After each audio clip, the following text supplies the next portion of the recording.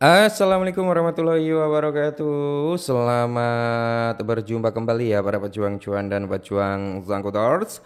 Bagaimana nih keadaan kalian semua? Nah, semoga kalian dalam keadaan sehat semua ya, dan saya doakan buat kalian jadi orang sukses semua. Amin, mantap ya.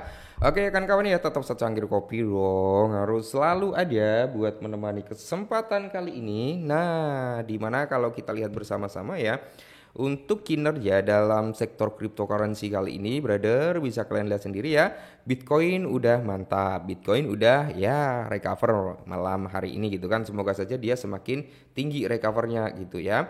Oke, terus kalau kita lihat juga secara overallnya Fair and Greed Index ya, dia masih stabil sih sebenarnya di area 50. Indeksnya altcoin dia naik ya dari 20 ke 21 kali ini. Semoga saja ini kan tulisan daripada indeksnya altcoin. Nah, bro bisa kalian lihat sendiri ya, dia masuk kategori dalam Bitcoin Session. Semoga saja langsung geser ke sini masuk ke dalam kategori alt session gitu ya. Amin semoga saja ya. Oke, terus kalau kita lihat ya, market cap udah di area 3,32 triliun dolar. Sedangkan kalau kita lihat juga antara ini ya bro ya, net flow ETF-nya bagus ya, naik bro. Nah ini ya, Bitcoin dominance dia cukup stabil, belum ada penurunan bro, meskipun price Bitcoin itu naik ya, tapi kan ya seperti yang saya bilang, memang ini masih dominasi Bitcoin gitu ya. Makanya di sini meskipun Bitcoin itu mungkin menyentuh di area 108, 109 ataupun 110 ribu, selama Bitcoin belum turun, Bitcoin dominance ya maksudnya, itu belum turun ya, mungkin altcoin itu naik tapi nggak bisa lepas landas, nggak terlalu signifikan gitu loh maksudnya ya bro ya.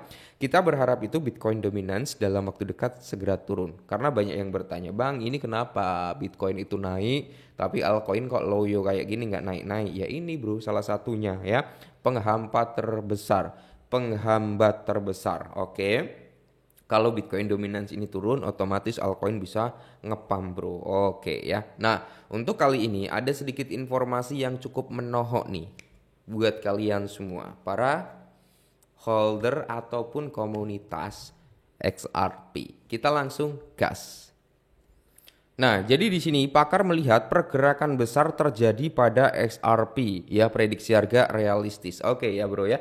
Kita ketahui bersama-sama hari ini, tadi sempat kita bahas ya bahwasanya dari pihak XRP juga udah mencabut gitu ya kan tuntutan bandingnya. Tinggal SEC aja nih, kalau SEC itu ikut ngecabut bandingnya gitu bro ya, otomatis ini akan terselesaikan secara apa ya, bisa dikatakan 100% lah ya. Cash antara SEC sama Ripple itu akan benar-benar clear, dan itu akan membuka pintu gerbang menuju terbang melayang gitu ya. Asik. Nah, oke. Jadi ketika melihat prediksi harga XRP yang realistis saat ini, analis itu menunjukkan ke arah potensi lonjakan ke sekitar 3 sampai 4 dolar. Nah, ini cukup realistis juga ya, karena target kita kan antara 5 sampai 10 dolar ya, Bro ya.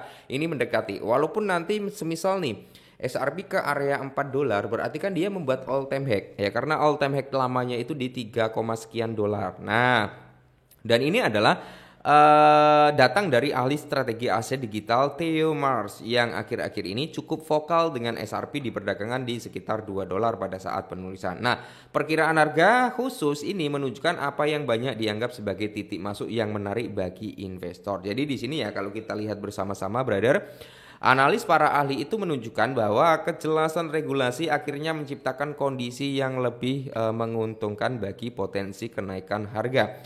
Target harga saat ini itu di area 3 sampai 4 dolar dianggap realistis banget lah ya. Itu memang harga yang cukup realistis bro ya. Tapi gini, prediksi ini itu bisa meleset juga, dalam tanda kutip apa? Dia nggak akan nyampe di area 3 sampai 4 dolar, dia bisa lebih dari 3 ataupun 4 dolar ya. Jadi kalau namanya prediksi itu kan masih 50-50. 50 banding 50 gitu kan. Kenapa saya bilang 50 banding 50 ya, secara logika aja bro ya, semua orang itu bisa memprediksi harga ya, semua orang bisa memprediksi harga, tapi kan kita nggak ada yang tahu nih, tiba-tiba tim ngeluarin apa ya, tiba-tiba ada adopsi massal, tiba-tiba Ripple itu menjalin kerjasama dengan Swift semisal gitu kan. Oke, kita pihak Swift ya, kita kasihlah 1% untuk transaksi lintas batas terhadap Ripple. Nah itu juga akan membawa lonjakan yang cukup signifikan bro gitu loh ya. Nah Terus di sini kalau kita lihat juga prediksi harga SRP yang realistis, analis pakar dan target breakout-nya. Jadi pakar tetapkan target harga konservatif untuk SRP juga. Jadi di mana kalau kita lihat ya, Theo Mars itu seorang ahli strategis aset digital yang tidak disengaja dengan lebih dari 2 juta pengikut telah merancang wawasan profesional tentang bagaimana SRP itu dapat berkinerja dalam hal bisnis. Dalam beberapa pengamat penting di pasar saat ini, pada postingan terbaru di X, Mars itu memberikan diri ya untuk mengembangkan beberapa ide menarik. Nah ini ya bro ya. Jadi dari Theo March ini tuh kan memprediksikan price SRP sampai 3 ataupun 4 dolar ya.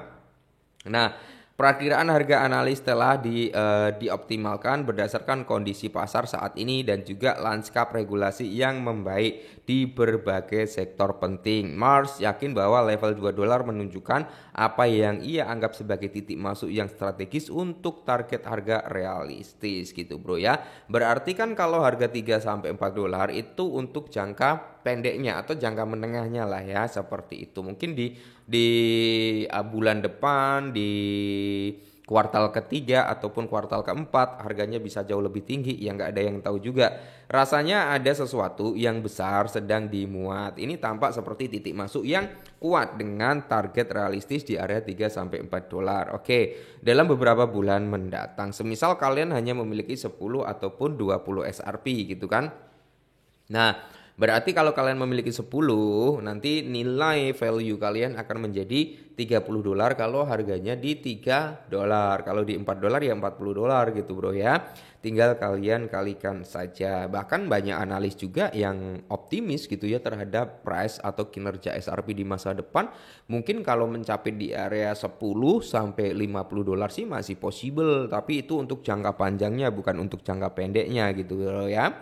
Nah, apalagi kalau kita ketahui bersama, kalau kalian lihat dari data scanningnya ya, itu kan setiap transaksi yang ada di SRP Ledger gitu bro ya, itu kan ada mekanisme burningnya SRP, walaupun kecil banget ya, tapi itu ada mekanisme pembakaran SRP.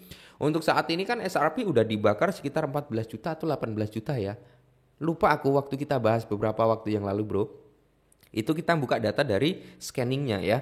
Nah itu udah ada pembakaran juga. Walaupun pembakarannya hanya setiap transaksi loh ya.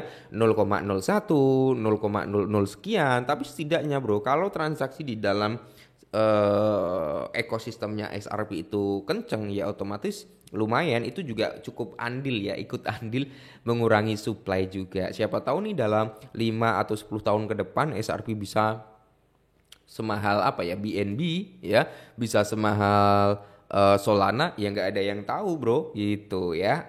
Oke, semoga saja bro cash antara SEC dengan Ripple itu segera berakhir dan harganya bisa naik lagi. Nah, dimana kalau kita lihat 1000 SRP saat ini bernilai sekitar 2000 dolar, dapat menghasilkan keuntungan 50.000 pada akhir tahun. Oke, mantap jiwa ya.